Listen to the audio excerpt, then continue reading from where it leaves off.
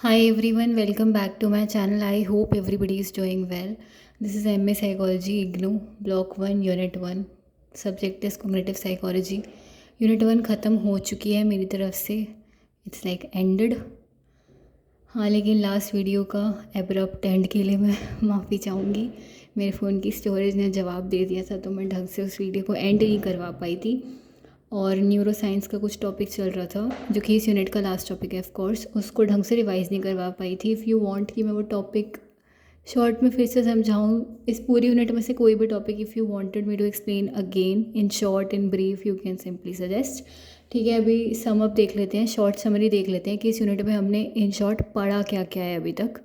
उसके बाद इस यूनिट के एंड के क्वेश्चंस देखेंगे and then will move to unit 2 of cognitive psychology block 1 only. Okay, तो कॉग्निटिव साइकोलॉजी हमने देखा था कि ये स्टडी है कि कैसे लोग परसीव करते हैं, कैसे लोग लर्न करते हैं, कैसे लोग याद रखते हैं, कैसे लोग सोचते हैं किसी भी इंफॉर्मेशन के बारे में.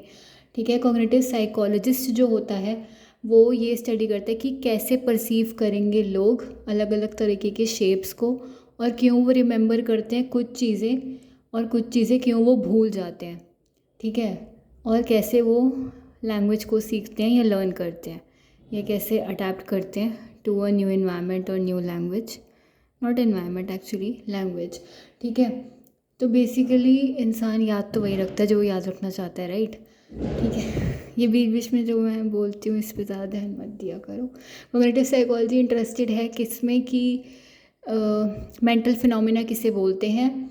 इस सेंस में अगर मैं देखूँ तो कॉग्निटिव साइकोलॉजी साइंटिफिक स्टडी है ऑफ द माइंड. ठीक है, फिर हमने अलग अलग तरीके के रिसर्च मेथड्स RS यानी कि रिसर्च मेथड्स की बात की थी जो कि हम कॉग्निटिव साइकोलॉजी में यूज़ करते हैं. और हर एक रिसर्च का एक गोल, एक मकसद, एक एम और एक मोटिव होता है. बिना गोल के कोई भी रिसर्च नहीं की जाती है, राइट. और जो हर एक रिसर्च का गोल होगा उसे हम कैसे अचीव कर सकते हैं, उसे हम एप्रोप्रिएट मेथडोलॉजी का इस्तेमाल करके अचीव कर सकते हैं, राइट. ये भी देखा गया कि गोल्स ऑफ रिसर्च जो है कॉग्निटिव साइकोलॉजी में वो हाउ और वाई जो है थिंकिंग का उसको ढूंढते हैं कि थिंकिंग कैसे हो रही है और क्यों हो रही है. ठीक है, ये भी पॉइंटेड आउट किया गया कि अलग अलग रिसर्च मेथड्स है. There are distinctive RMS research methods in cognitive psychology, और हर एक मेथड के अपने अलग अलग फ़ायदे और नुकसान हैं, प्रोज और कॉन्स हैं, मेरिट्स डीमेरिट्स हैं, एडवांटेजेस डिसएडवांटेजेस हैं. ये मेथड्स मैंने पढ़ाए थे इफ़ यू रिमेंबर.